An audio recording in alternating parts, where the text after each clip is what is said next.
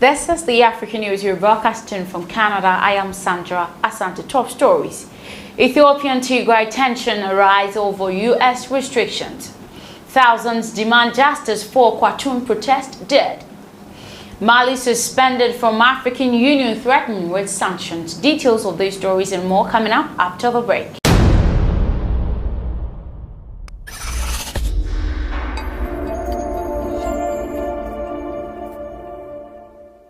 You're welcome back from the break to our first story. The spokesperson for the Ethiopian Ministry of Foreign Affairs on Wednesday criticized the United States' decision to impose restrictions on economic and security assistance over the conflict in Tigray region. Dina Mufti says sanctions are not necessary for the U.S. to send its message across the country and that it is Ethiopia that has the audacity to deal with its internal affairs. Tensions between Ethiopia and the United States is still at all-time high after Washington imposed restrictions due to the conflict in the Tigray region, which has killed thousands and seen more than 2 million flee the area. The UN said this week 91% of people in Tigray need emergency food aid. The humanitarian situation is fundamentally Ethiopian concern, Mufti stated. It is Ethiopia that has to deal with its internal affairs, and that is expected of others is actually to support Ethiopia so as to strongly deal with the situation. The U.S. Embassy in Addis Ababa said on Wednesday that Tigray situation is deteriorating rapidly and called for an end to the fighting and humanitarian access to prevent famine. European countries have also backed the call after the United Kingdom urged a ceasefire. The Tigray conflict erupted in November when Abiy, the winner of the 2019 Peace Prize, sent troops to confront the leaders of the Tigray ruling party, accusing them of attack on federal army camps. Though he vowed the conflict would be brief, fighting continues more than 6 months later. The world's leaders are warning of a potential humanitarian catastrophe in the northern region. Eritrean troops who teamed up with the Ethiopian military have been implicated in multiple massacres and other atrocities during the Tigray conflict, allegations that Asmara denies.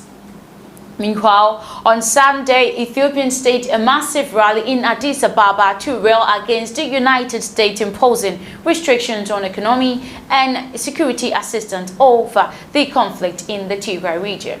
We move to Mali now, and Mali's membership in the African Union has been suspended with immediate effect, with the impoverished country threatened with sanctions following the second military coup in 9 months. The AU decides to immediately suspend the Republic of Mali from the participation in all activities of the African Union, its organs and institutions until normal institutional order has been restored in the country. The body's Peace and Security Council said in a statement late on Tuesday. The AU called for the military to urgently and unconditionally return to the barracks and to refrain from further interference in the political processes in Mali. It warned that if the military did not hand back power to civilian transitional leaders, the council would not hesitate to impose targeted sanctions and other impunity measures. Condemning the coup in the strongest terms possible, it is added it was deeply concerned about the evolving situations in Mali and its negative impact on the gains made thus far in the transition process in the country. The move follows a similar suspension on Sunday from the Economic Community of West Africa, the ECOWAS. The coup sparkled deep concerns over the stability in the volatile Sahel region. Despite the 2015 peace agreement with some armed groups and the presence of 14,000 United Nations troops, attacks are on intensifying in the northern and center of the country.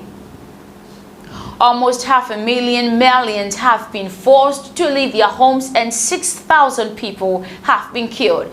The situation is bad when I think of my country today in a state of war. Moro Sidibe, the son of a soldier who is training to join the army, told Al Jazeera, "I am afraid for the future. That is why I want to join the fight and go to the front line." Sibede added his decision, he said, was triggered by a military takeover in August in the hope to help bring peace to the country. While the Colonel Assimi Gwata was attending the ECOWAS Crisis Summit in Ghana on Sunday, armed groups affiliated to Al-Qaeda shot security forces, making the latest attack in Mali's southern region. Last August, Gwata led army officers who overthrew elected President Ibrahim Abubakar Keita following the mass protest over perceived corruption and a bloody insurgency. After the takeover, the military agreed to appoint surveillance as the interim president and prime minister under the pressure of ECOWAS trade and financial sanctions. We move to Kenya, and a Kenyan court has allowed over 1,000 residents living near a British military training base in the country to jointly seek damages alongside an environmental lobby group over the wildfire that destroys 12,000 acres, which is 4,800 hectares. The fire broke out in March at the Lodagal Conservancy in the country's central region. The fire broke out in March at the Lodagal Conservancy in the country's central region during an exercise by British troops. At that time, British High Commission in Kenya said the investigations are ongoing into the fire during the UK-led exercise. Our priority is to urgently assist the local community. We are putting all resources into containing the fire and working closely with the Kenyan authorities to manage the situation. A local environmental lobby group sued the British Army and the management of the Lodagal Conservancy over the fire, seeking compensation for the area's residents. It also wanted the British Army and the Conservancy to bear responsibility for the restoration of the vegetation. The lobby group argued that no measures were put to prevent the wildfires as the British troops trained in the area. Local residents are now allowed to be part of the case.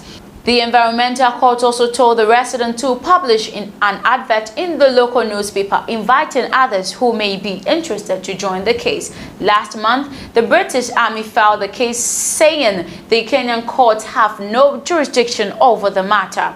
The court is yet to rule on the request. We move to South Sudan, and the Joint African Union and United Nations team is in South Sudan visiting towns and villages where hundreds of people have been killed and tens of thousands displaced in recent weeks due to the rising case of the intercommunal fighting.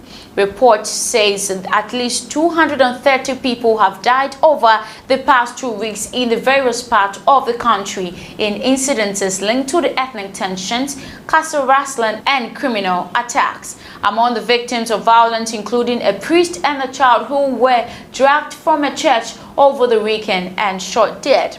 Tens of thousands of people have also been displaced, some multiple times and now living in the bushes while little or no food and water. Aid workers have also targeted forts and some agencies to suspend their operations in the countries where millions of people are facing starvation.